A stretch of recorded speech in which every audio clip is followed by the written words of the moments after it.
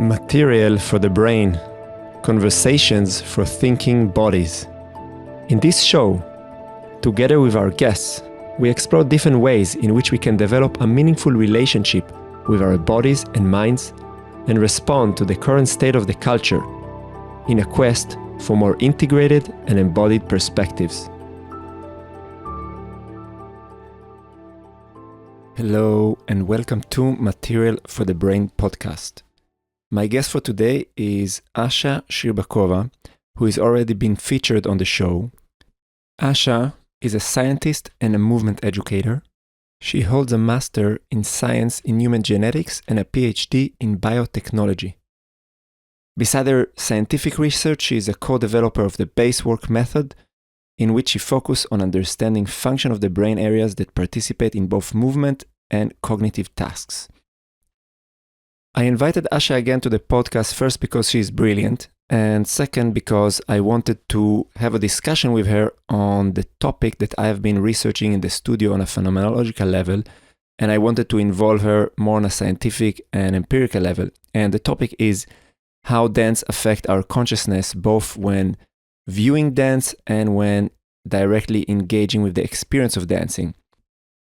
The starting point for this conversation was an article that Asia had recently published describing her experience while watching a contemporary dance performance, and we took it further by referring to the metaphysical body research that I have been conducting in the studio in the last several years that explores the theme of how dance affects human consciousness. This conversation was a back and forth between our different perspectives that are rooted in my artistic experiences and in Asia's scientific knowledge. I hope you would enjoy this conversation, and without further ado, here is Asia Shcherbakova. Hello, dear Asia. Welcome to my show. How are you? Hi, Matan. Thanks for having me again. Yeah, I'm great. Well, I'm very excited to welcome you again. It's, I think you're the second person that I'm hosting for the second time. And I really enjoyed our previous conversation. And actually, I was looking for an excuse to have you again. And I found the excuse now. And I want to share with the audience a bit the context for this conversation, because first we wanted to try a different format. So less of an interview, but more of a conversation. And we also kind of chose a topic that came from after I read your latest article that you've published on the Baseworks website. And the article was detailing your experience of watching a performance of contemporary dance and how it affected your perception. And I thought it will be a nice opportunity to dive into this topic and also to include the research that I have done around dance and altered state of consciousness as kind of a ping-pong conversation that we can see and examine different ideas from different perspectives. Do you think it's a good enough description for what are we aiming to do here? Yeah, sure. Let's just jump into the discussion. Cool. So I thought as a starting point, maybe you can summarize a little bit the article for the listeners, like of what happened to you while you were watching this performance of contemporary dance, and then we can take it from there. Yes. So the article was talking about my experience watching a performance, which is called les jolies choses, which means nice things or pretty things, which is a Quebecois, it's a performance made in Montreal, Quebec, a dance performance. Contemporary dance performance, I would say. And the article describes my experience watching it, what I saw, and then my experience from watching it, what I felt, and then there are some reflections on why that performance made me feel like that. And normally I don't write articles about every performance I see. In fact, it was the first article about my experience with the performance, and it was very different from how I would normally perceive a dance performance, because normally I would just, see the dancers, they would move, I don't know, there will be music, maybe I will feel something, I will have some emotional associations maybe. Also, the article talks a little bit about how my perception of dance has changed when I started doing movement practices. And I talk about how where before any movement practices, it would be more a visual experience. And then after I've done Baseworks and I started dancing myself as well, my experience of observing dance performance became more embodied because it would be more like feeling the movements in my body. And I also described there my first ever experience of watching a dance after a break of about a couple of years of not watching any dance. And, this contrast between my simply visual perception of dance and more embodied perception of dance. So that particular experience many years ago, it was very memorable, very interesting. So I dive into the details of that. But this performance that prompted me to write that article, it affected me in a very cognitive way, as no other performance ever had. So rather than focusing on, the movements of the dancers, the music, it felt like all that somehow didn't matter. And what mattered was the intense cognitive effort that was required simply to visually process what was going on. There were a lot of details. The movements themselves were very simple, and there was a certain progression. It started from silence, and then when the movements began, they were like twitches, like this. And then the music slowly entered, and the movements became more pronounced. And among the 5 people, sometimes the movements would be different. So all the time the movements would be very repetitive. And also the music would be like a metronome. And among these 5 people, sometimes the movements will be completely different, and sometimes they would synchronize and then go out of sync. So it felt like what I was paying attention most, and not intentionally, but just somehow the performance required that from me, was trying to notice when the change occurred, when the movements went in sync, out of sync. And because the change was so gradual, it was actually very difficult to notice. And slowly, the performance became more cathartic, and also I think it was very difficult to remember that choreography. And I later read that actually the intention of the choreographer behind creating that performance was to create choreography that would be impossible to remember. So it was quite obvious it would be very difficult to remember just because of the repetitiveness of the movements, and sometimes the dancers had to scream to each other just to communicate about what's coming next, and when they have to kind of enter into the next phase. But all that, the physicality, the effort, they were sweating because at some point the movements became kind of very cardiovascularly demanding. All that, somehow it was, it was not as important as that kind of cognitive effort from noticing the change. And I don't know, it's very, very unusual performance in terms of what it required me to do. And I was not prepared to see that. I've never seen anything like that. I cannot say, I cannot even say that I liked it, I didn't like it, it was pleasant or not pleasant, but I spent almost the entire hour in this state of, what happens next? What happens next? Intense focus and just trying to notice those changes. Yeah, so that was just. So what very, was very the impact of this hyper-focused state? It was very unusual. So I think also this is why we're having this conversation right now, I guess. It was a very unusual state.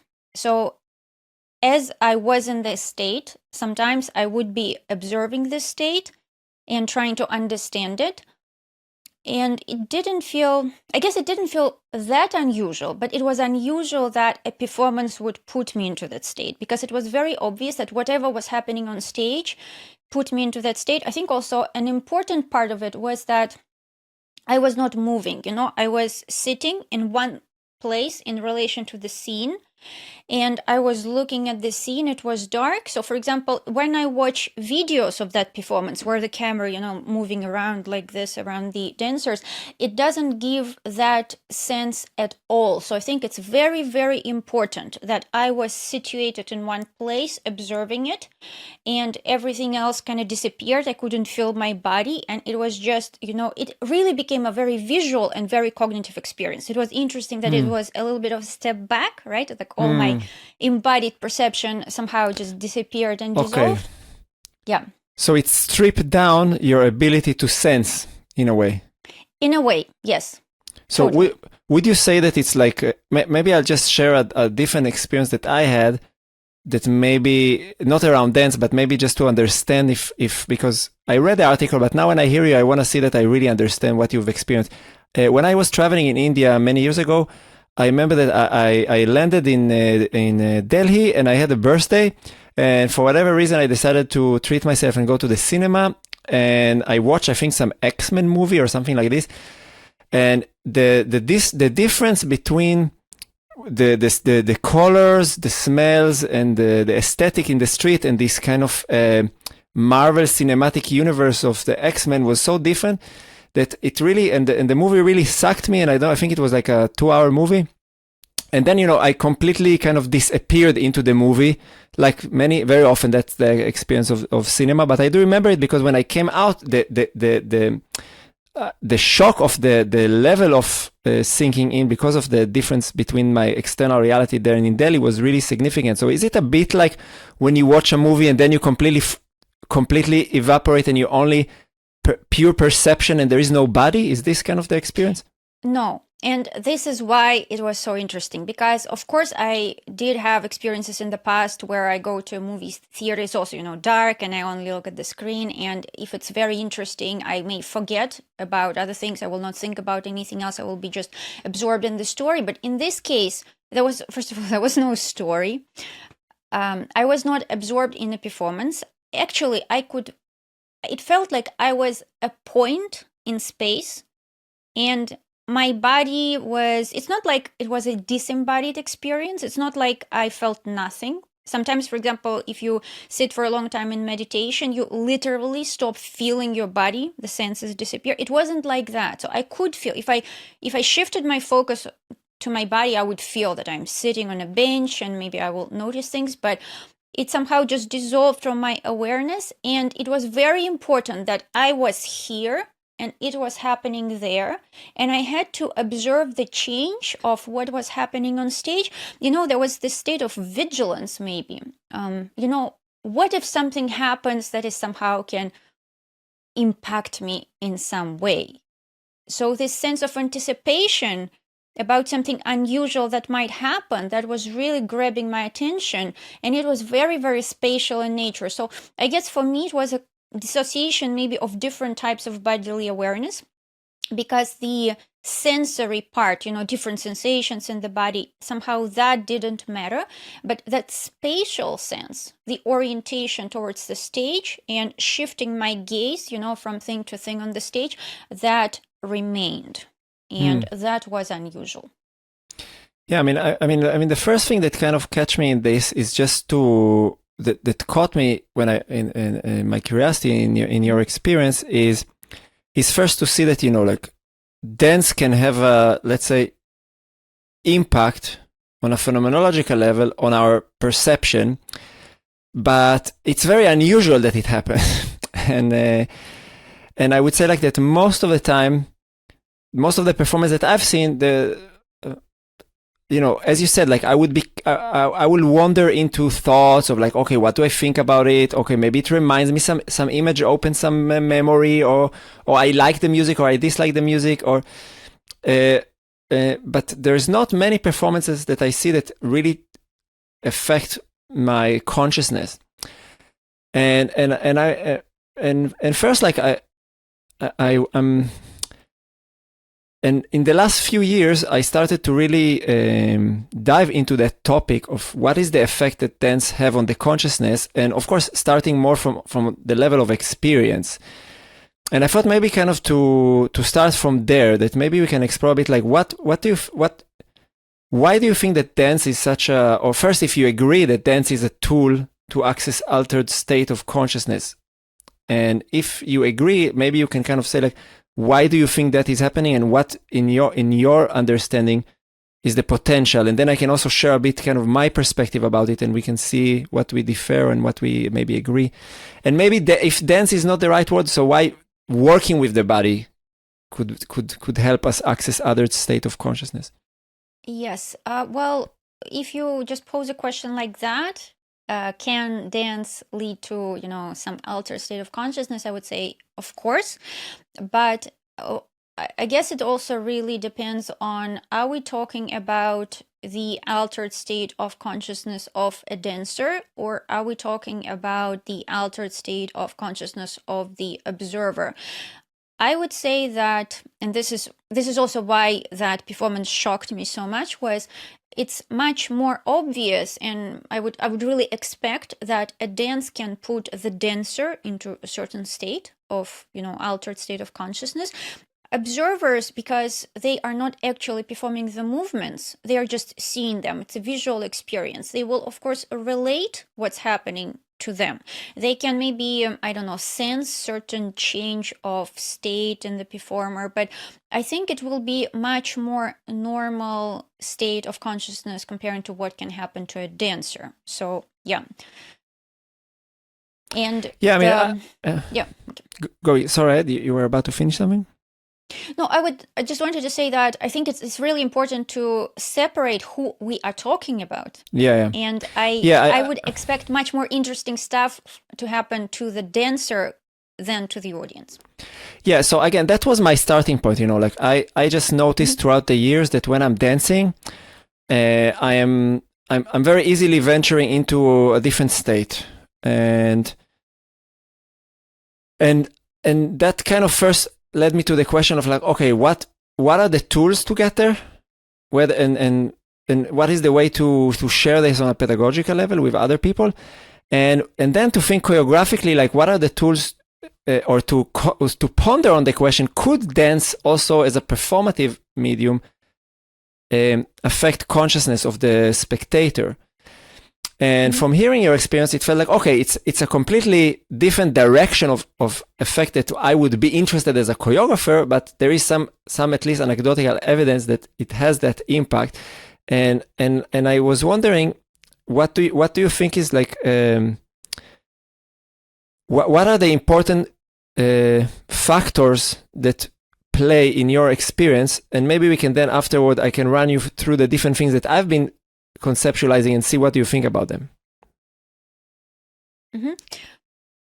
Okay, are we talking first about the perspective of the dancer, or are we discussing both? No, the dancer's perspective? Let's talk about the let's talk. Yeah, let's start with the dancer. Okay, like why is it so easily changing our perception and state of consciousness when we are in motion?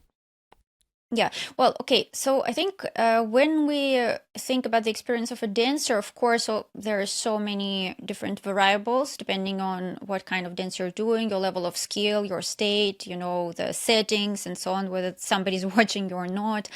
I don't know whether you're doing it in front of the camera or not, but essentially what makes dance different from other daily activities is that it's movement for the sake of movement, right? So normally other movements in daily life, they're more goal oriented, they're oriented at other objects, and there is a clear outcome, and usually you're not focused on the details of how you perform the movement, but rather just what happens as a result, right? You are writing with a pen, you're just looking at the words which come out, from under your pen. You're not really focusing on, the sensations in the shoulder and your back, only maybe when, it starts hurting from too much writing. But the movement itself is not the focus. But when you dance, the movement is the focus. And it is possible to also, depending on the type of movement that you're doing, it's possible to enter, movement situations where you can play with forces in such a way that it feels very different compared to your normal experience. Especially, you can experience momentum in a certain way that you normally wouldn't experience in your normal movement. And for example, from when I hear, for example, I heard your lecture, and sometimes when we talk about it, and also from seeing your performances and also being at your workshops, I know that you work a lot with these movements where you're trying to create this continuous movement without, let's say, angles, right? So you often talk about spirals, right? So it is a movement which follows, I don't know, elliptical, parabolic, some circular trajectory, where there is no like going there and then reflecting back, but it's more like it turns and turns and turns, but it feels continuous. It never stops, right? So finding a way to move in a way where it doesn't stop, it's a little bit like surfing, right? So just like looking within the constraints imposed by us due to the structure of our body, how the joints can move and how they cannot move, and also the constraints imposed by the gravity, it is possible to navigate this landscape in such a way that you can produce a continuous line of movement. And when you do that, if you have enough skill and when you've learned, this landscape, it really well, which is much more difficult than surfing, because surfing is flat, and there are waves, but it's flat. It doesn't require as much skill. Of course, I mean, maybe when the waves are very big, more skill is required. But generally speaking, it requires much more skill, I think, to find a way to move without interruptions when dancing. But when you can find it, at some point, all your decision-making becomes decision-making in the realm of movement. And you become very, very attuned to essentially what's happening, right? So it's just all the decisions are made within your motor system, and everything happens. So it's your habitual movement plus a little bit of adaptation. So we go down from the normal level of how we make our decisions when we actually have to react to, events and and decide what to do based on happened, and that it takes time, it's less in sync with the immediate changes of the environment. Whereas this situation with dance, it can put you in this situation where you directly reacting to this feedback from your motor system. And I can easily imagine how it creates this very, very special state. So, and the thing is also, I think it's partially flow state. And how I define flow state, the most important part of flow state is that it's engagement and the optimal level of effort. It's not too difficult and it's not too easy, right? So it does require your nervous system to be engaged, and it's interesting, it's rewarding, but it's not too difficult. But with movements, it's not just that, because especially when you're working with momentum and also like spirals, the vestibular system is very engaged, which doesn't often happen in the flow state. It's not the necessity for the flow state to kick in. And plus also you get very interesting somatosensory sensations from working with momentum, which you also normally don't get when you don't do those movements. So specifically about those types of movements that you work with, there's a lot of very unusual effects that you can experience, which you really cannot find in other conditions. Yeah, so of course, once you are really skilled in entering that state, it's a very special state. Yeah, and I have two questions. I mean, one, okay, so you said that, okay, the fact that the movement have no particular goal already kind of orients us a bit in a different way. But I think that this kind of flow state can, and this, I can also see, I have my own experience with doing something like jiu-jitsu as well, that I can be in a certain flow that I really don't think, and, the movement just happen, my body reacts very intuitively, or I see like, basically athletes who are really excelling, but I think it's still different than dance, because and I wonder, like, what is the, I think that it's something that is happening that it's beyond pure flow, because I think that, I don't know, when I see a mixed martial art, and you see that like one of the fighters is really in his flow and he's just like everything works as he wants, I see that he's still trying to achieve something, and I think that, and again, it's hard for me to, from my own experiences with sport, I see a difference, but I cannot really understand and what exactly is happening. So I came with this word, the kinetic state, which is exactly the state that I feel like my body dissolves, or the sense of self dissolves.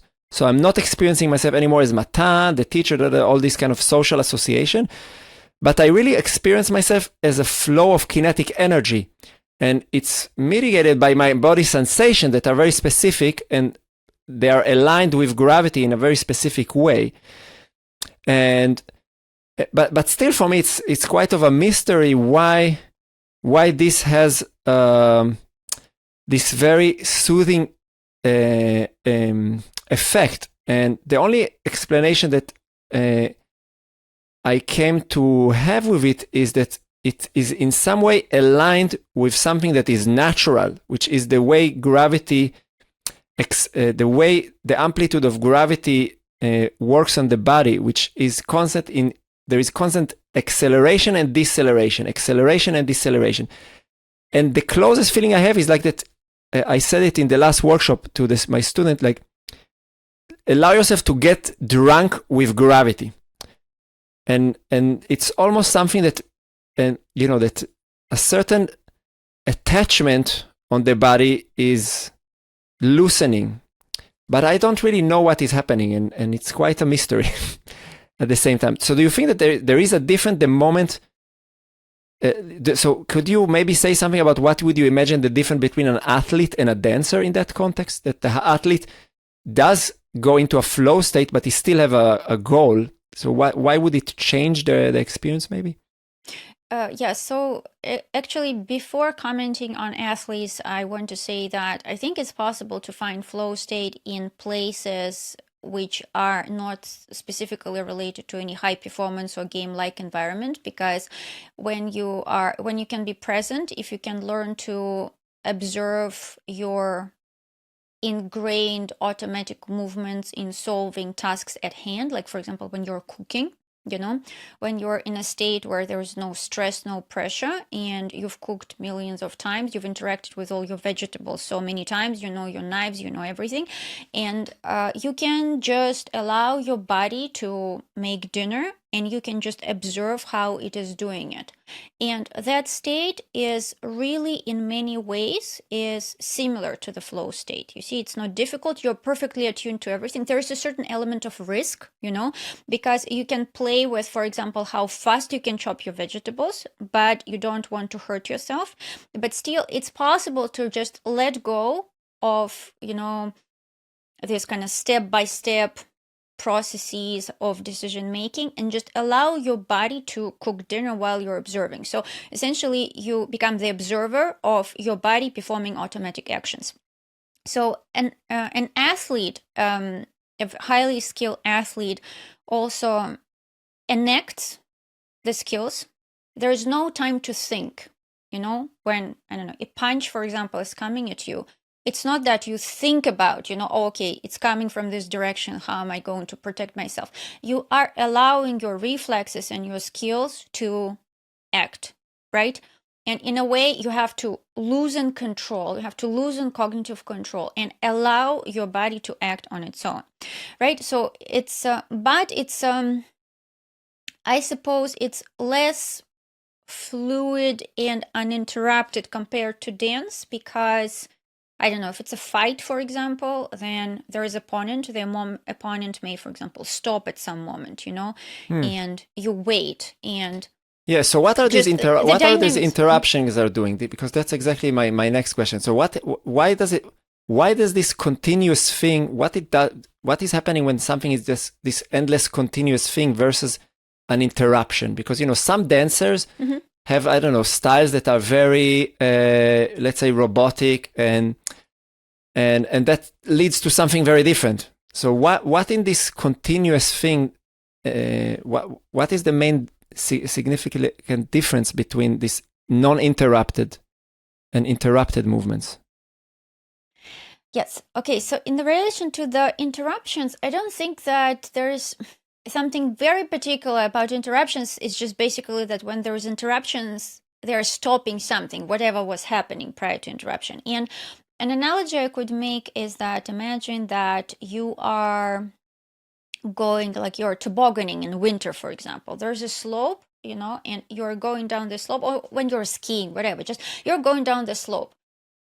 The slope will end eventually and it will become flat and you will decelerate and you will stop. So it's only possible, when you're skiing to kind of succumb, to the gravity and all these dynamic forces only for as long as you go down the slope, because at some point it will stop, right? But okay, let's say we have a tobogganing park on the moon. There is no gravity on the moon, or there is less gravity, and it is theoretically possible to construct physical spaces that will, let's say, you go down and then it throws you up like this, and then you go back and you can continue going down. So essentially, it's just a clever way of playing with energy in a way that you avoid interruption. And certain forms of dance, they allow you to create this continuous going down the slope without interruption, by playing with the forces, with the gravity, with momentum. It can be like you construct these complex spaces where the interruption doesn't happen, and you seem to enjoy this state of going down that slope without the interruption. And when you are in a fighting match, that doesn't happen because forces collide. Forces collide. I think actually it's possible. Sometimes you can see, let's say two martial artists who are fighting not for the sake of winning, but for the sake of creating this flow. And I think it will be similar to like jamming, what you were talking about. It's possible to, I don't know, play table tennis, for example, not for the sake of winning, but for the sake of letting, the ball to go as long as possible, So if there is an agreement between two people that we just want to go for as long as possible, I think you can enter this kind of state. But specifically with that particular form of dance that you seem to enjoy, you also work with this continuous trajectory. So it's just a very special feeling that it creates. So I think that that's not dance specifically, that's also that particular form of dance that you like. Yeah, because we did notice, and that's something that I've already tested with many people. It's a simple exercise to show the effect of what I call kinetic flow and perception. And I can share with you the simple exercise, and maybe you can kind of tap into what you might recognize. So the exercise is like this. Imagine you're in a room, there is X amount of people. It needs to be, at least 15, 16 people, and the room is not too wide so that there is enough, it's condensed with enough people. And then I ask the participant to start walking in the room, but every time they want to change the direction, they only allowed to use curves. So they're not allowed to stop and make any cut, and they only allowed to curve. And then we walk around between the people, and I ask them, okay, just make sure you don't hit anybody. And then we stop, and then I ask them, okay, do the same thing, but each time you want to turn, you have to turn 90-degree angle. So you have to move in like if you would draw a line, it will only be like squares around. And the experience is first that everybody hits each other much more often, and it feels like the perception is closing. And for me, it's already kind of a cue that something about angular movement enables the perception to expand. But what do you think about that? What do I think about that? Well, it's I think it's when you curve, like when you, okay, the first situation that you described, if you want to turn, you can only curve. It does not require you to change the program of movement significantly, and it allows you to continue doing what you were doing, just walking, and then it's a very minor adjustment. So it does still create the sense of continuity of what you're doing. Whereas when you need to change 90 degrees, just by by the nature of what you have to do, like with your legs, you have to actually stop what you were doing and then do another program in order to turn, right? Because let's say if I turn left, then my right leg will have to stop forward and my left leg will have to step back. So it's a different movement. So you had a certain motor program, and then you have to stop that motor program, and then you have to engage into another better program. There you have interruption. Also, by the way, for example, sometimes I achieve this state, which is very similar to flow state, when I need to do some, like I do some editing, I don't know, with some layouts and some software. And let's say I need to repeat the same, 13 steps 80 times, so it's something very tedious, which you would think require concentration. You would think you would feel tired. But what I do essentially is that my hand, my eyes, the interface, I create something like a dance, which really, and it becomes very musical. It becomes like ta, ta, ta, ta, ta, ta, ta, ta. Ta, ta, ta, ta, ta. And also sometimes the interface is clunky, and sometimes if I do it too quickly, it's not gonna work. So I actually have to adapt to the interface. But actually, I perform this step 80 times. I feel like I was dancing, So it's all just really, you let your motor system create a sequence which it repeats. You don't have to think. You just basically, you sit back and you watch how it performs its magic purely automatically.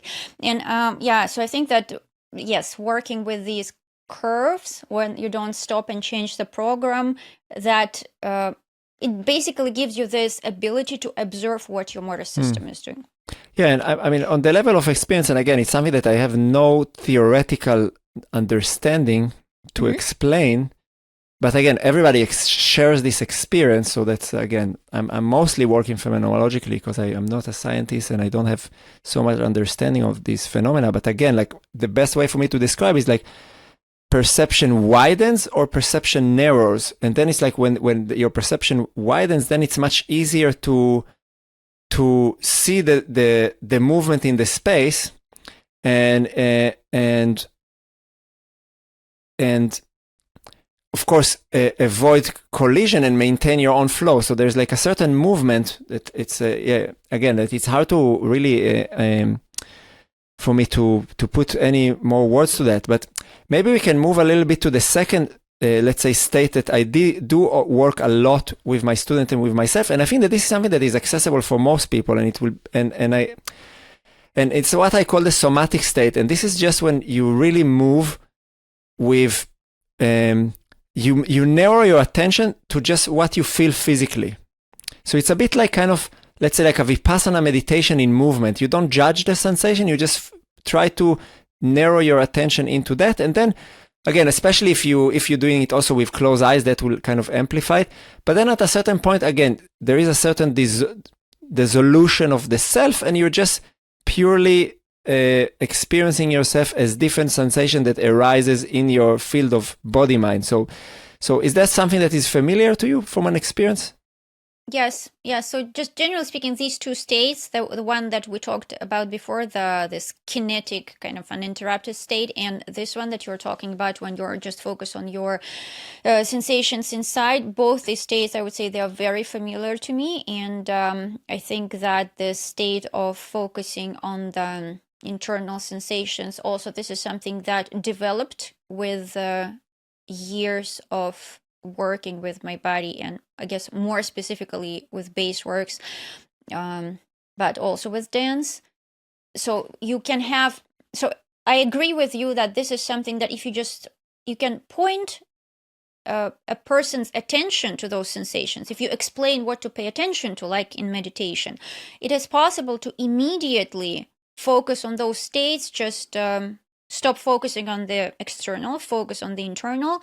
And it is very meditative, and also it's your own body, especially if there's no pain. It's a really pleasant sensation. But I think it's also something that you can develop to feel more of that, because you can distinguish more sensation within your body with practice. Yeah, so it can, that you can kind of increase the resolution of your attention, yes, so to speak.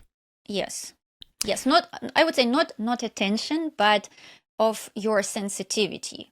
because I usually distinguish it like this, that attention is where you can direct it right now, but let's say if you're blind, no matter how you try, you cannot see if you cannot see. So you can develop your ability to distinguish more sensations to which you can then pay attention. I understand. Yeah, and this is and when you say the internal space, because for me it's also there's like a lot of distinctions there, at least in my own practice, that I am trying to differentiate between thoughts, memories, imaginations, and like pure body sensations. And where I see the similarity between this and the kinetic state is that, of course, in the kinetic state, my ability to harmonize myself with gravity is governed by sensation, but there I'm limiting to very specific sensations, because when you align yourself with gravity, it has a very predictable range of sensations. But when I'm going into the somatic state, I'm free to play with my muscle tone, with resisting gravity, like with different, and then I'm not really judging the sensations. But I do need to exclude from my attention everything else which could attract my attention, like thoughts, memories, I don't know, whatever. And that's something that I find that it's, for some reason, it's much easier to do it when you move than when you sit to meditate. And I don't know also why is it for most people easier to follow from moment to moment the changing of sensation when they are moving than when you are purely sitting and then your mind keep wandering away. So why is the motion helping us to center on that? I think because there is just more happening, and also it is linked to your actions, because essentially as you move, something changes. You made an action and it resulted in a certain sensation or a subtle change of sensation. So it's more linked to your experience. And when you sit, it feels like you're doing nothing and you're just observing things which are happening. Whereas when you walk or move and you observe your sensations, it feels more as an extension of your own action. So it just, in terms of agency, it feels different. It feels more relevant because you did something happened. So it's a result of your actions in some ways. Yeah, because this is something that for sure, like for many years, I've had quite some experience with Vipassana meditation, but it always felt for me that dance brings me to that kind of state of concentration, non-judgmental concentration, in a very intuitive way. Even though I did hear some meditation teacher and people who have been talking about human consciousness, that actually in order to train the mind, so to speak, it's kind of a cheat to do it in movement, because then you don't actually train yourself to bring your attention to the body, because it's the mind doesn't wander. But I don't know actually if it really matters or not, unless maybe if you want to apply what you are training in meditation. But in my experience, it's just much more intuitive. So I can go to the studio and I can be extremely worried about many things, and I'll just start to move, and very easily I will narrow my attention into sensation, and that will kind of calm my body, my nervous system, and give me the same, at least that's how I understand, the same result. But do you think that it does make a difference when you sit and not move, and kind of train your body train your mind not to run away? If you enjoyed the conversation so far and found it meaningful, please consider to share the episode with others and to click the like button. These small actions might seem meaningless, but they are the fuel that helps the podcast project to move forward. Your attention and time is highly valued, and we would love to hear more about the insights you might have from listening to this episode. And please consider to subscribe to the channel to be notified for all future uploads. I think there may be there's definitely some overlapping, but I would say that you are training different things when you do that. And the other thing is that when you sit and you train your attention, for example, not to wander, not to pay attention to your emotions, you're actually training yourself. Whereas when you are walking around, paying attention to your sensations, you are not necessarily training yourself, You are maybe just performing an activity which is pleasurable and enjoyable, but it's not necessarily training. So it could be training. If you do it with a specific focus regular enough, it may train you to become better at it, but it's also possible to just enjoy it essentially. It's like a game, And for example, when you go to massage, there's a lot of sensations. It's very easy to let go of thoughts and emotions and so on. But are you really training when you are, on a massage table? That would have been amazing if we could consider it as training. Yeah. Yeah, and I think that the last area, and then we can move into like discussing what happened to the observer of dance. The last area, and I don't know how would you respond to that, because for me that's the biggest mystery of them all. When I'm dancing, and that requires a specific setting, so not only my own action, but let's say it requires a specific setting, and it could be while I'm performing, or if I'm jamming with other people. That's kind of the main settings that I've had these experiences. So I have the ability to wander into my imagination and kind of through in relation also to the other state that, okay, you are in an embodied place, you are in a kinetic place, that then certain, I would say, like layers of my, let's say, maybe cultural references, archetypes, psychological state, memories kind of appear, and I'm wandering into my imagination in a way that I can really have a different experience of the self, so that maybe something that I'm not associating myself with in my day-to-day life become very clearly in that moment, as if for that moment I am that thing. And this thing doesn't necessarily need to be something that I even can recognize in words, but it's as if the entire, let's say, culture around me with all its mythologies and, again, archetypes and stories and memories and my own history pops up through dance and movement. And this is something that I don't have in any other physical domain. I never feel it, not in sport and not in anything. It's very particular to dance, and I would maybe even say contemporary dance. Mm-hmm. Yeah. So out of these three states, I would say that the previous two, they are very clear to me and relatable. I think I have had those states. So when you describe them, I can really directly map them onto my experience. Whereas this imaginative state that you're talking about, I do not have direct correspondence. I think maybe it's not a unique state, but maybe it's a combination of things. But anyway, for you, it definitely makes sense because you recognize it and you labeled it, right? So for you, it seems like you identify it as a unique state. What I can imagine based on what I hear is that maybe it has something to do with, first of all, role playing, because a role is not necessarily, so role playing one thing, and another thing is letting go of linguistic categories and labels, because there are certain roles, like for example, predator prey, or when we have a conflict, certain roles which they make sense kind of biologically, evolutionary, socially, but we don't have to have distinct names for those, because animals, they totally have those, situations, but animals don't have language to name them. And maybe you get into a certain state where you relax your linguistic labeling of what's going on and allowing yourself to play out whatever you somehow recognize, socially is what's happening, maybe something like that going on. But I cannot say that I can recognize a distinct state in my experience that would be directly related to that. Yeah, no, that's an interesting, it's already an interesting thing to mention, because I didn't, because like, for example, what you're mentioning, predator prey, I could already kind of map something that has to do with that, with something, let's say, similar.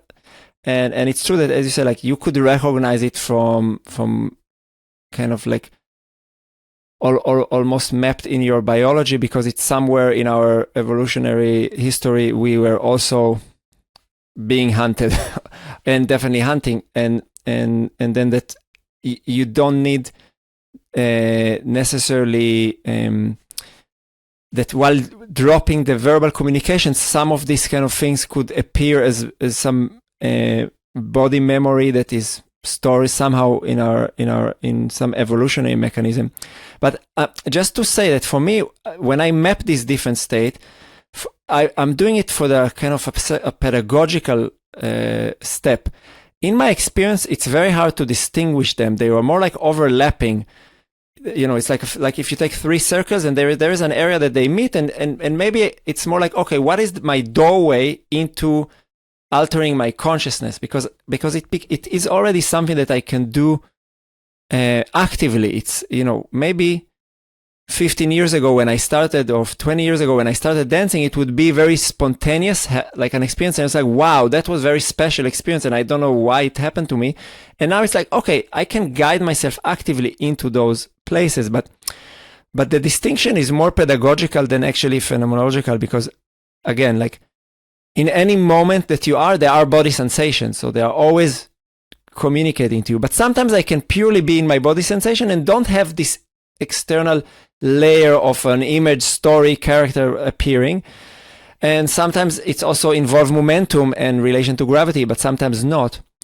So I think it's a bit like doorways into those into this altered state. And I think like maybe now we can kind of enter the next area, which is like, okay, what happened when you observe it?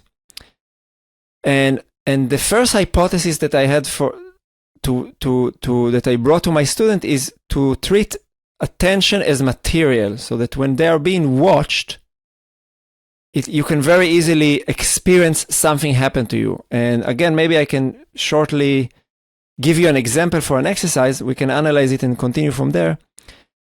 So in order to make my student experience what I mean, I would do the following. We would walk in the room, and then I would name one student, and then everybody will look at that person. So you would get a shower of attention from 15 people. And then we will keep walking in the room, you will feel it, and then we will name another name, and then we can go like this, the whole group. And each time you have a moment that you really feel the attention of the group. That's one exercise. Another exercise is that everybody sits on the floor, and one by one, we just stand in front of everybody, don't do anything, and sit back. So two situations where you get a lot of attention and everybody immediately feels something. And then for me, it brings the question like, okay, if like what is happening there? Why receiving attention provokes so much, such a bodily reaction? And I think that it's not, for me, it's not satisfactory and just to look at it from a psychological point of view. I do feel like that it's almost, on a certain quantum level, something is happening. But again, I'm not sure. Well, I am very interested in the phenomenon of attention, shared attention, how it develops and so on. Actually, I was just reading an article a few days ago about, which was called "No One Really Knows What Attention Is." And attention, this term, it comes more from psychology. And if you try to research the mechanisms behind attention, it just falls apart. There's no such thing as attention on a neurobiological level. We obviously all know what attention is, but it is epiphenomenon when it comes to kind of how the brain works. But in relation to why we feel others' attention kind of so viscerally in our body, I think it's a few things. First of all, you can only get attention from another agent, right? For example, if it's a rock, or, well, inanimate objects, there is no attention, right? And they cannot do anything to you. So basically, another agent can potentially do something to you. They could attack you, they could criticize you, they could laugh at you, they could do this and that. So basically it's group dynamics. For us social animals, it's very, very important. And also, the other thing is that we have mentalizing capacities. So we can imagine what other people are likely thinking. And it's a built-in thing. We really cannot ignore that. So when somebody is watching you, you just start simulating what they might be thinking. And it is a cognitive load. Even you may be very, for example, sure of yourself, you're very, very self-confident. Maybe you don't have a fear that you will be criticized, but still people looking at you, you almost can jump into their body and see yourself from that perspective. And you can feel that. So you are not imagining it literally, becoming blind of what you see and seeing it from their perspective, but still that simulation goes on, and the more people are looking at you, the more that happens. So yeah, of course it changes if you're alone in the room or there are other people in the room. It changes how you will feel. And what about this direction? And again, maybe I know it's not your field of research, but just kind of to throw it anyhow. I mean, I've heard, and maybe I'm explaining it in a very in a very low resolution, that in quantum physics there has been already some evidence that like observing a situation change the outcome of the situation, so that there is something happening the moment you witness something.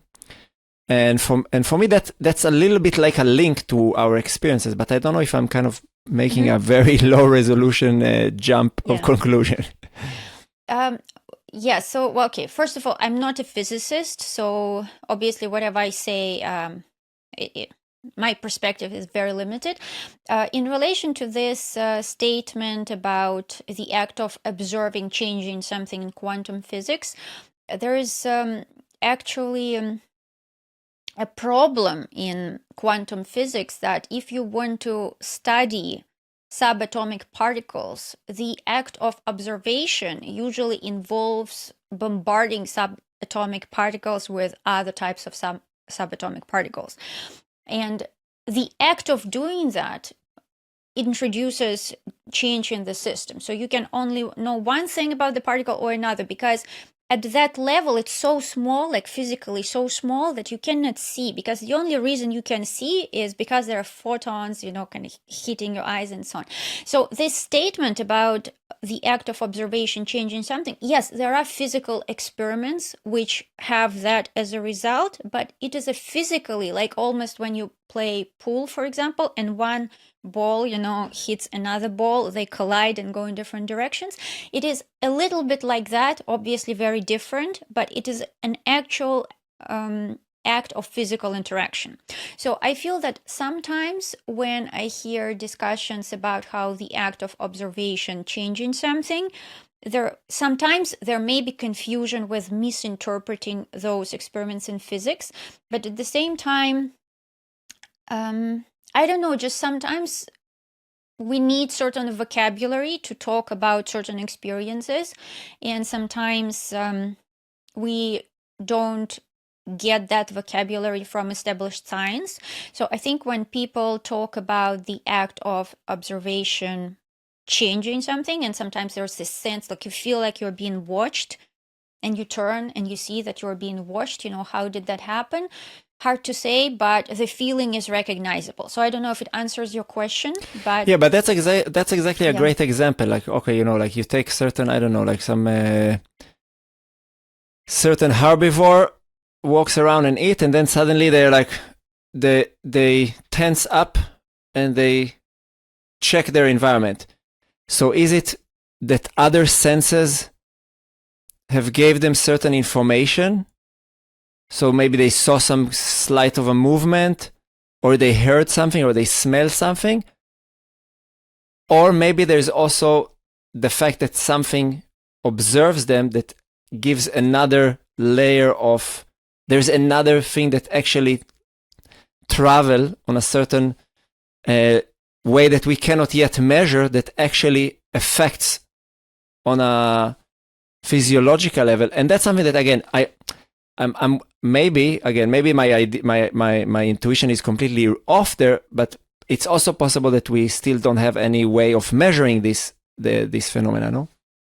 Well, it's possible that there are certain phenomena that we cannot measure, but in the case of what happens when we're being observed, I think there's still a lot that we can actually measure that probably introduces much more change than very, very, very, subtle phenomena that you're talking about. But I mean, that's my opinion. I don't know. No, sure. I mean, at the end, I'm an artist and not a scientist. So for me, I am trying to encourage my student to use this heightened state of awareness that the performance context creates in order to use it as a catalyst for entering a different state. And I think that, let's say, I haven't met yet a person that was indifferent to the experience of being observed. And I think this already puts you in a different state. Okay, you're being observed, something now changes, and now you have this possibility to, let's say, use that or be overwhelmed by that. And again, maybe the case, as you say, it's more kind of, okay, due to our programming as social animals, that we are constantly busy with picking up certain cues in order to exist, kind of as a survival mechanism, and then it's just being triggered by the performance context, despite its, let's say, insignificant risk, or that it actually does on the individual. Because why would you be so triggered just when there's a bunch of people sitting on the floor and you're standing? There is no implication. Well, but there is an implication, because you may do something that they don't like, maybe your technique sucks, maybe you forget a move and you make a mistake and everybody laughs at you, so there are social implications. And also, well, I mean, people will judge no matter what. We react to judgment in different ways, but the point is that if they were just dolls, in the audience, it will not affect you, right? You need to know that they're agents, they have their opinions, they have their perspectives, and they may be very different from your own. And ultimately, you don't know how they're going to react.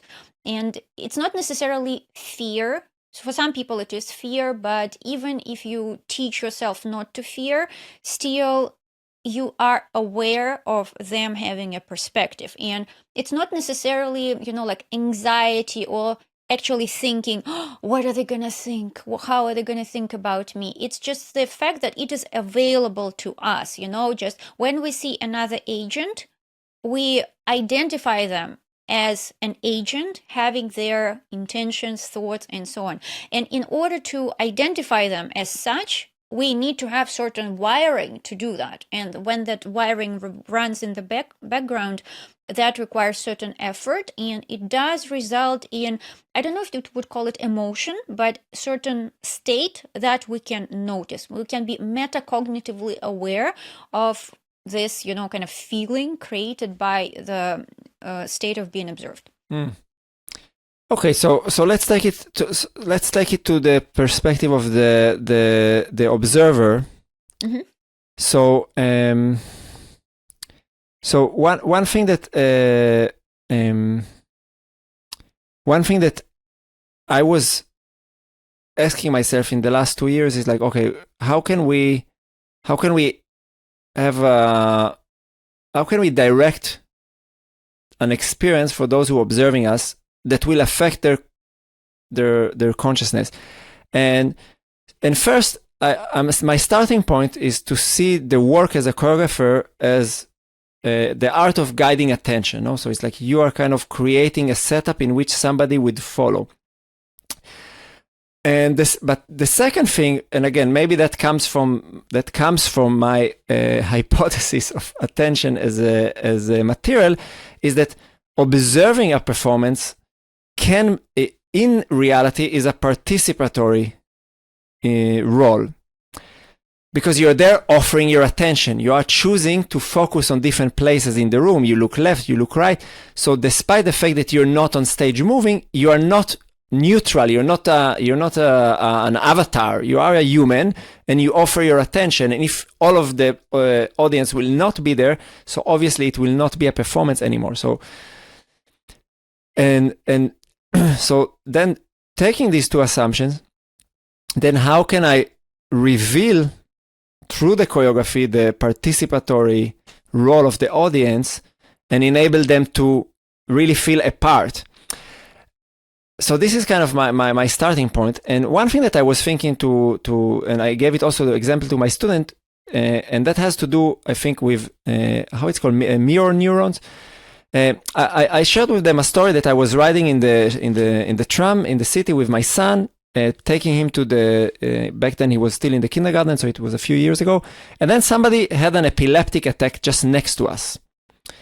So, he was convulsing on the floor, like really, like, and his whole body was full of tension. And obviously, like, we both got super tense for various reasons.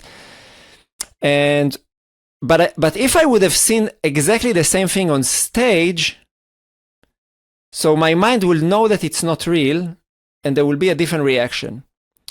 So the fact that I experienced something real in front of me, that person went into a completely different state, he was in this, kind of pulled me to a different place in my own experience.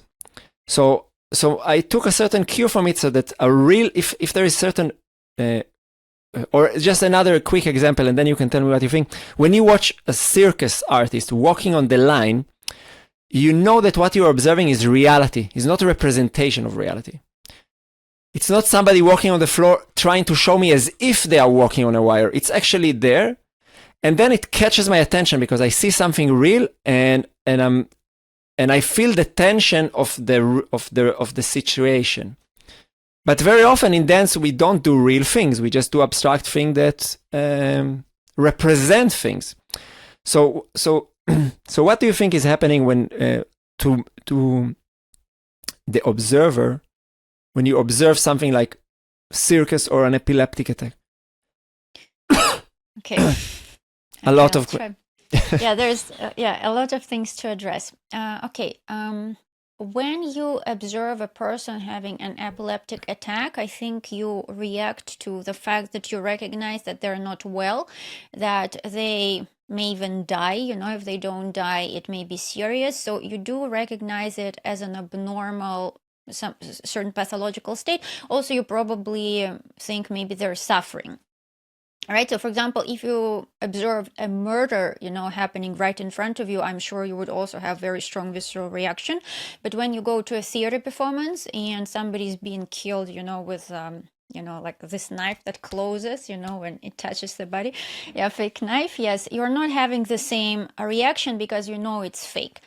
The thing with circus that you're talking about, and you're saying that it's real versus some other dance not real, there is a risk, right? Because they can fall.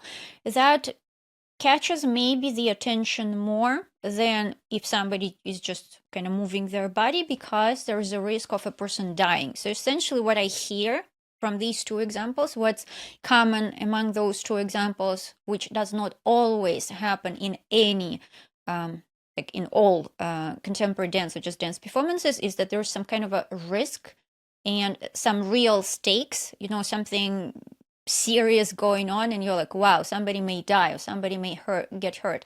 I don't know if those are necessarily the emotions that should be evoked in any performance, but I suppose that that's not what you're saying.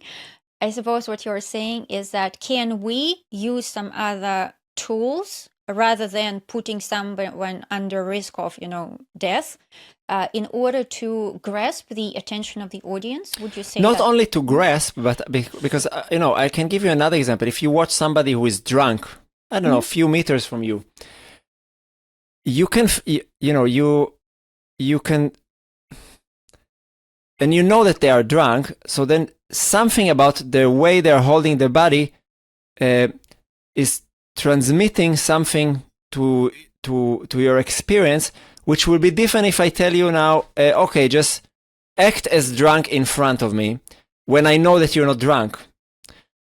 So there is a certain, I mean, for me, what I'm trying to link is to the fact that in both of the situation, in all these situations, it's not only about the risk, but it's also about the fact that there is a certain change of consciousness and perception to the person acting in front of me, whether it's by, the guy who goes into the epilepsy, that he's in a completely, I don't know what kind of state he is, and the risk taker of the circus, but also the drunk person. There is a certain thing that happens also to their consciousness, not only to their body. And I wonder, like, what is because again, if I'm acting drunk, I'm not drunk. My consciousness is not, I'm not in that type of consciousness. And then what I'm asking myself is, like, what is our ability to connect or to sense or to map into someone else's consciousness as human beings? And I'm also bringing this question because, I do have certain experiences under the effect of psychedelic substances of really being able to feel connection on the level of consciousness with other people that is not accessible for me on my day-to-day life. So from those experiences, I'm having these questions around this possibility. Well, what I can say in relation to this is that's also related to that conversation about observing, where we have the mentalizing capacity to imagine what the other person is thinking, but we can also imagine what they're feeling. When you see somebody crying, you can infer that they must be sad, something bad might have happened to them, and you can more or less imagine how they feel based on how you felt in similar situations. But in certain cases, like for example with maybe epileptic seizure, maybe you've never had an experience like that, but you can still infer that they're not all right. Maybe their eyes are closed, they're shaking, so muscles are convulsed. So even though you don't have direct experience, but you can imagine something, maybe it's not going to be perfect, but still you imagine that they suffer. So it's basically your capacity to imagine how another person is feeling in this state. And with a drunk person, you can tell from different cues that they're drunk. Again, maybe you don't have any emotional judgment about that. Maybe there is no immediate danger for that person, but you can just tell, and you don't have to even think about it. This is why I'm saying that we have these capacities. They're going to run no matter what we do. And we will imagine other people's cognitive states, right? Like, for example, that performance that I saw that really affected me. In some ways, I would say that it was obvious that the people on stage, they were in a certain state which was not really a normal state.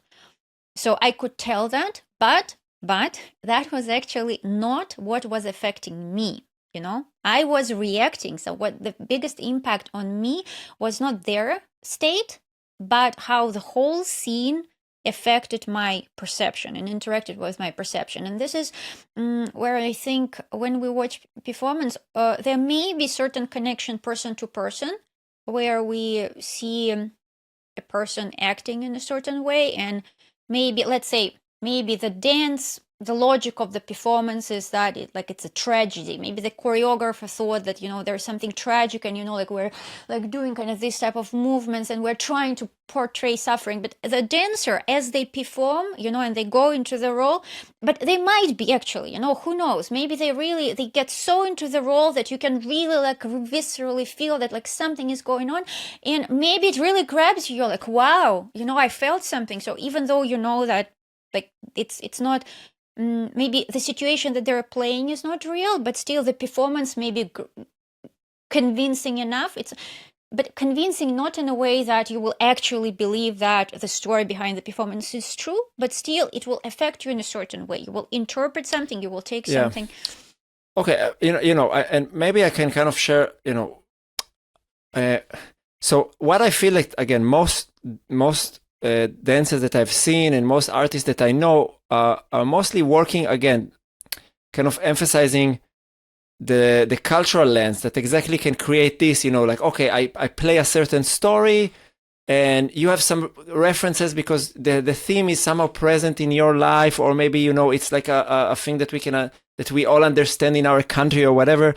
So then, but then you're working within a very relativistic frame, and I'm looking or wondering with my choreographic practice whether there are tools that would gravitate toward universality of the human animal when it comes to how we perceive movement and how can we be affected by movement. And one of the cues that I had, and again another strategy is maybe referring to the term mirror neuron, and that's something that I wanted to kind of ask if you could expand a little bit about it. So what is the degree of experience that I need to have with something in order to be able to mirror it just from watching it, that I could. So if a movement is not familiar for me, would it always stay just visual information? Mm-hmm. Okay, got it. Yeah, so with mirror neurons, okay, first of all, very often when there is a discussion about mirror neurons, if it's not really a scientific discussion, but more like popular psychology discussion, sometimes it sounds like mirror neurons and some kind of a magic neurons, like we have capacity for empathy because we do have these magic mirror neurons. But mirror neurons, first of all, there's nothing special about them with neurons themselves, but due to their connectivity within the entire framework of our nervous system, a mirror neuron, we call a neuron a mirror neuron if it will become active both when I perform this action and when I observe another person perform this action, right? So it's, and they also will be, like let's say, for example, if I drink something and there are certain neurons active when I drink and when you drink, they will be like one subset of mirror neurons. Or, for example, let's say I'm doing like this movement, or you doing this movement, the neurons which will be active, they will be different mirror neurons. So it's also kind of action specific and so on. Now, what's very important about, so, and also, okay, where to start? So basically, in order for neurons to show these mirror properties, there should be not shared. I need to be able to understand the goal of the movement. It should be somehow relevant to me. Like, for example, in experiments with monkeys, if you eat a banana, then the monkey will have mirror activation related to banana eating in its brain, because the action of eating a banana is very relevant for monkeys.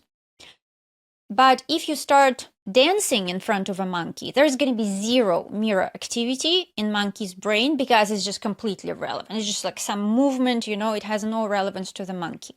For example, I don't know, if you see, let's say, a tree. But is it only relevance or also like, let's say, if I'm walking next to a monkey also walks. If I walk similarly to a monkey. Yeah, so it's not relevant for him that I walk next to him now, but was it? Yeah, so it's I understand your question, so I'll try to answer it. So I think not every question you might have about mirror neurons have experimental evidence but inferring, from everything that I know about mirror neurons, you need to, you need to have some kind of understanding of the movement, and also the degree of this mirror activity may be different depending on how much you understand the movement. So definitely, for example, if you have, let's say you are watching a video of an experienced dancer performing complex movement, some complex choreography, the activity in the brains of people who have no idea how to dance and people who are experienced dancers will be different. So you will react more to a movement that you also can perform. So this is where the relevance, become like comes into picture. Similar to eating a banana, the monkey knows how to eat a banana, So if you know how to perform a movement, you will be able to have that mirror activity. And also the mirror activity is very relevant to imitation. You know how sometimes, I'm sure you've had this experience in teaching practice where you show a movement to someone and they're like, what? I have no idea what you just did. Can you please repeat? I don't know what happened. And so in that case, basically the person just saw something happen, but they couldn't even understand what. So that probably is a reliable indicator, to say that there was no mirror activity. They couldn't even recognize what happened. Yeah, so mirror activity is essential for imitation, which means that when an experienced dancer watches another experienced dancer move, there will be more activity related to imitation. But that's not all that it is that we need to emotionally react to a performance. In fact, I think there is even some studies where the more proficient you are, the less emotional activity you have to what you're seeing. So for example, people who are not proficient in dancing or circus or whatever, they actually tend to react more to, these impressive movements that they cannot perform. Yeah, that makes sense to me as well. I mean, in my case, my goal was to guide the audience into an expansive state that they could feel the state of the dancer and go from, let's say, that they will experience the participatory element of their being in the room. I'm part of this thing. I'm not an observer that is consuming the event, like when you watch a cinema, but I'm here, and that their consciousness will expand towards the dancer's consciousness, if you can say it in a poetic way, not in a scientific way. And my strategy was, and maybe that you can kind of comment on it, was to start with things that are as relatable as possible when it comes to what the dancers are doing. Exactly, kind of for that, to have a starting point that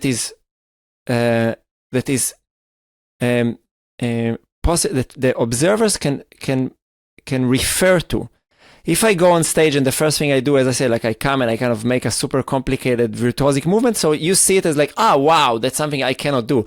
But if I come on stage and the first thing that I do, I start to just kind of change my posture and find different positions of rest. That's kind of what we did last time.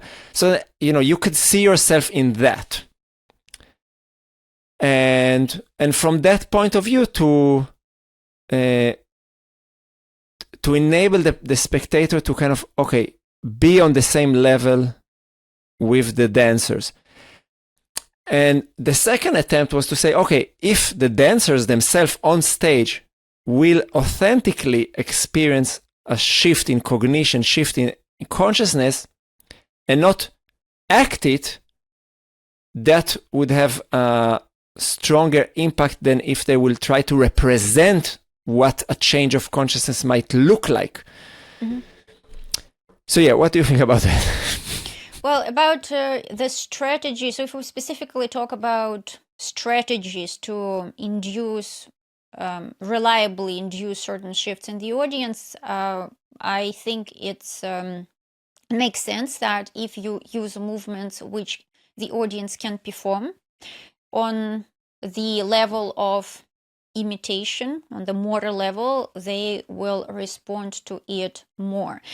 they may still be impressed more if they see something that they cannot do, but they will be able at much more to play it through their body if you do movements that they can perform, right? So those are different approaches, right? So you can do something crazy and they will be like, wow, or you can do something that they can do. And then I think that depends much more on your, I don't know, like your mood, presence, persona, because just watching somebody just, standing there probably is not gonna do very much. So it should be something else, right?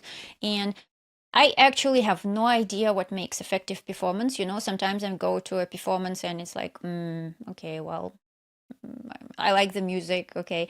And, but sometimes, sometimes I feel something, sometimes I don't. What exactly makes me feel something? I have no idea, because I'm not a choreographer. I don't really have experience with that. But just specifically what you're talking about, if you want people to feel it in their body, then it's much more likely that they're going to do it if you do something that they can do. And in relation to your second question, like honestly, like for example, you don't have even words in the language, in the common language, to talk about certain states of consciousness.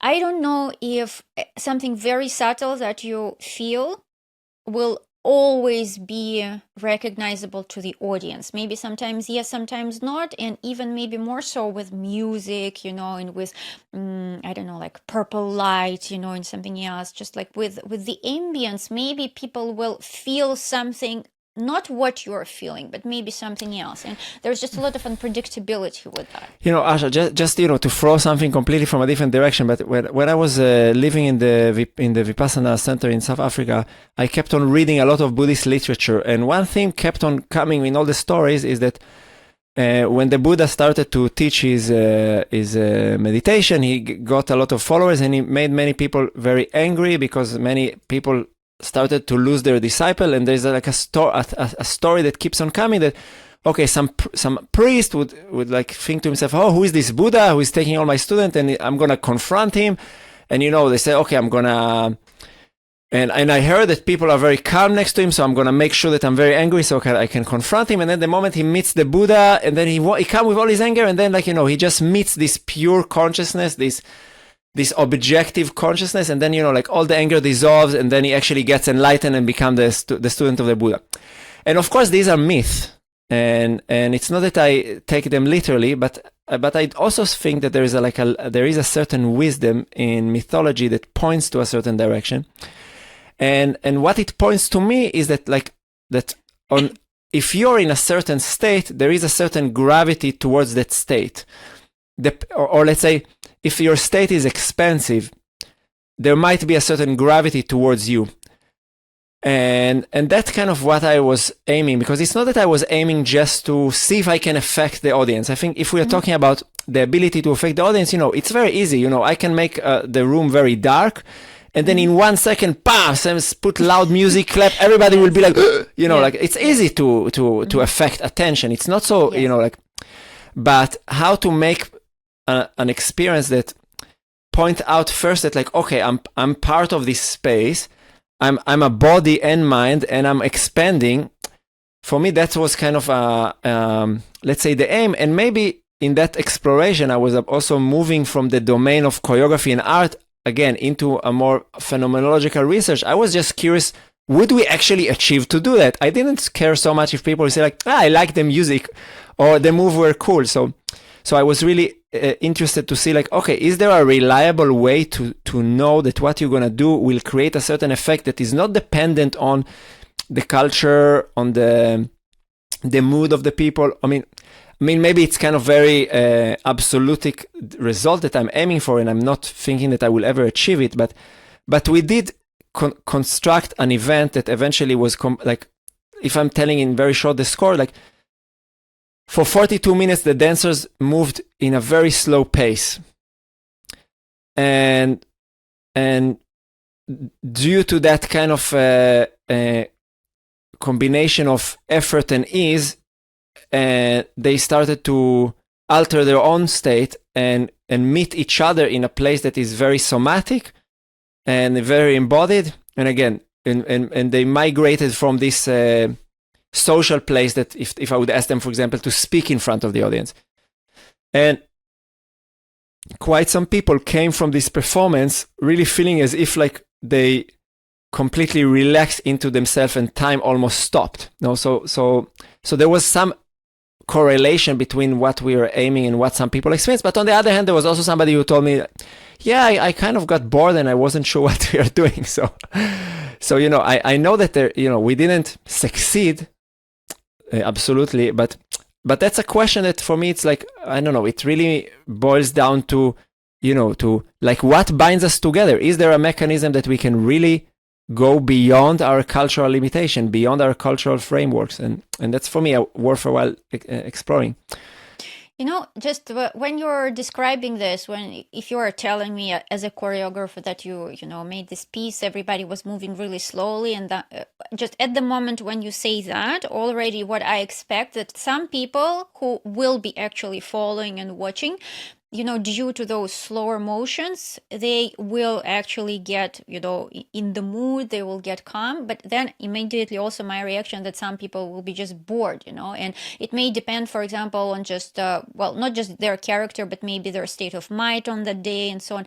So it's just, there are so many unpredictable factors that I would say that, like, basically right now, I would say that if you already did it, and you succeeded and you had your performance and you tell me about what you did, it is very easy for me to say that, okay, this factor probably led to this, but that's post factum, right? And also, as you say, some people were bored and some people reacted. So there was certain effect, but it wasn't on everybody. So I think there's so much interpersonal variation and people are so different that this is basically what choreographers' job is, I guess, to experiment, and just try things that affect people. Yeah, so it's not, I don't know, I think if there was a recipe for that, it would be known. It's just so unpredictable that, some person with certain ideas in a certain place with certain audience, they sometimes come up with something amazing, and that just happens. Yeah, because, it does make me wonder, like, if, where does the whole notion of performing comes from? And if you try to imagine it from an evolutionary context, like, why did human beings started to perform to one another? Like, why?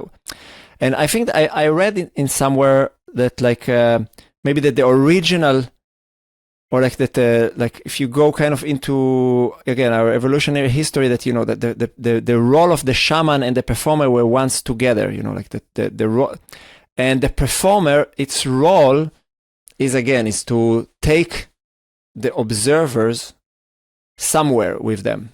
So it's not to entertain. It's not like, so that I am getting your attention, and I'm taking this attention and I bring us all somewhere else that maybe we need to process. We need to, maybe in those contexts, it would also be like involving with some rituals, connecting to, I don't know, the gods of the winter, whatever. And I think that nowadays, dance became something that is almost like a commentary. Okay, I think something about that kind of politics, and now I do this performance to state my opinion in certain abstract way, and then some people would like it, some people would not like. But it kind of loses a bit of this visceral impact that it can be. And again, when I heard your experience, it was like, oh wow, there is something that did it in a very specific way. I was not very attracted to the outcome that it produced to you, because I feel like it's already what we are suffering so much in a society, this kind of, at least in the article you describe it in that way. Now it sounds a bit different after I hear you speak about it, but the impression that it gave me is that it disembodied you. But yeah, I think it's a very, I don't see that. I feel like that there is such a discrepancy between how dance is impactful when you experience it directly and when you watch it. And that's something that I think is worth a while exploring and bridging. Mm-hmm. But I don't think you really can bridge it fully, because you cannot have the entire, population of Earth being dancers. And also, ultimately, these days, dance is very often entertainment, right? And like you need money for your production, you need to pay your dancers, and like all these factors where you have to do something that is going to affect the public as is. You cannot say, okay, my public, please go take 2 years of dance classes before you come to my performance. Like, you cannot do that, right? So it's just sometimes you can manage to create certain environment where you can do something interesting. Yeah, obviously, that will be a weird expectation. And maybe just one last thing that before we wrap it up, because when we prepared for this, you did share that you were the fact that, or at least it caught your attention that there is a certain necessity to develop discourse in order to talk about it. And I just wonder, like, why was that specific point caught your curiosity? Yeah. Well, yeah. So just overall, it just blows my mind that there is such, lack of language pertaining to talking about movement, in various states. Even when you say altered states of consciousness, it almost sounds like it's something pathological. This is not, I mean, seriously, like a lot of people, and you even connected it with psychedelics. Obviously, in some societies people are more tolerant to psychedelics, but in some societies they're not. And yeah, altered state of consciousness, it doesn't sound very normal. It's almost like a medical term. And, okay, flow state maybe is universally kind of accepted now as something positive, but various other states, there are no names for them, right? We don't talk about them.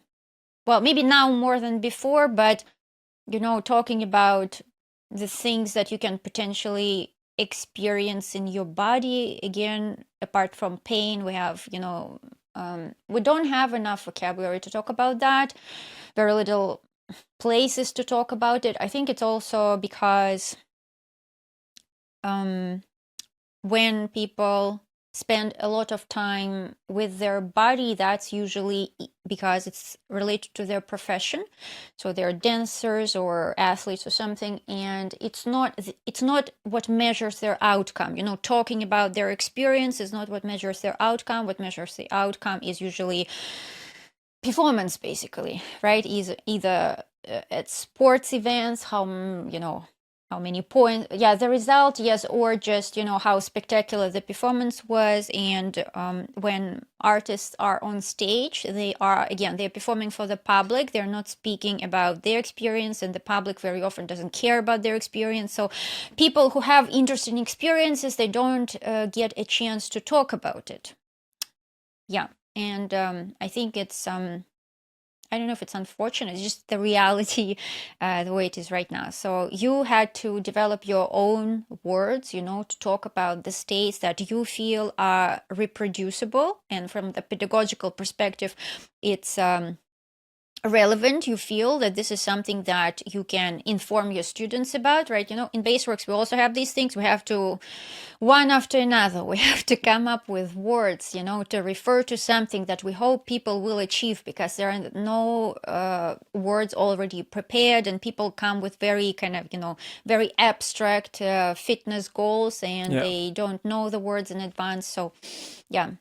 No, it's definitely something I'm it's still in a very immature way. At least some of the, like, now I started to offer open workshops again, because it's very different, with my student, I have a whole year here in Vienna. So then I know, okay, we'll have enough experiences that will get there. But now I started to tour again, offered one workshop in Paris and in Salzburg. And I do find that the vocabulary is very, very lacking. It's either too generic, like you say the word embodied, and then everybody knows, but nobody actually knows what you're saying. Everybody heard it, and everybody has some idea, but we don't really know what we are talking about. Or, as you say, like that, it sounds either too esoteric, or it's a big issue. But I hope that it's gonna change with this, let's say, kind of re-entrance of psychedelic into society and kind of the acceptance that altered state is not something necessarily pathological, but it's just potential?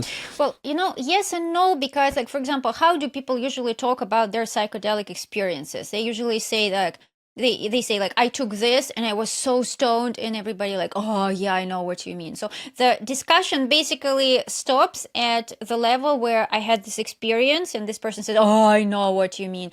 Well, sorry, sometimes not with this intonation. I'm sorry about imitating it like that, but the point is that it's not very often where people exchange the details about their experiences. Yeah.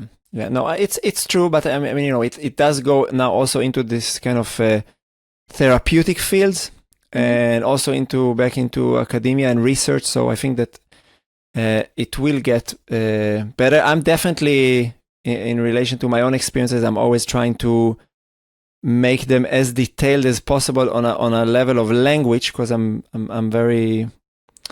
like to deconstruct and analyze and categorize my practice, but still I feel it's a very low resolution. But hey Asha, it was a very humbling experience that kind of shattered a lot of my ignorance around what I'm actually talking about when it comes to science and not art. So I'm very grateful for that, and I hope you also took something from this exchange. And I hope to. Is there anything you want to conclude around the work you do that you want to share with the audience that you think it's relevant now? You can take the stage, and if not, we will meet in the future. Well, okay. First of all, thank you very much for this opportunity to talk about it, because I love talking about this stuff, and I don't have very much opportunity to talk about it, because as I just said, it's not very often that people talk about their phenomenological experience, unfortunately, and there's very little vocabulary. And in Baseworks, these experiences are very important for us, and so we do talk about phenomenological experiences as well. This is why both Patrick and I think we're very much on the same wavelength with Matan, and it's a really interesting. Every time we talk with Matan, it's something very thought provoking. Yeah, so definitely. So what we really like about Matan is that he does this deep work with on a physical level, but at the same time he has this mindset, very reflexive mindset, where he is trying to make sense of it and talk about it. Yeah, so I think that this is very, very necessary in the field of movement. Not only, obviously, it's very important to make people move, but it's also important to create discourse about it. This is what I really believe, and yeah, I'm very glad that Matan is doing that. Yeah. So yeah, thank you, and I hope that not too much in the future we might be able to meet in person, and maybe offer also some experience for others to meet with us and experience and exchange and talk. That would be amazing. Thank you very much for your time. Thank you, Matan. Until the next time. If you want to see more precious and insightful moments, make sure to check our short clips playlist. To see longer interviews, check out the full episode playlist just below it. And to be notified for all future videos, click the subscribe button and don't forget to hit the notification bell. See you on the next episode.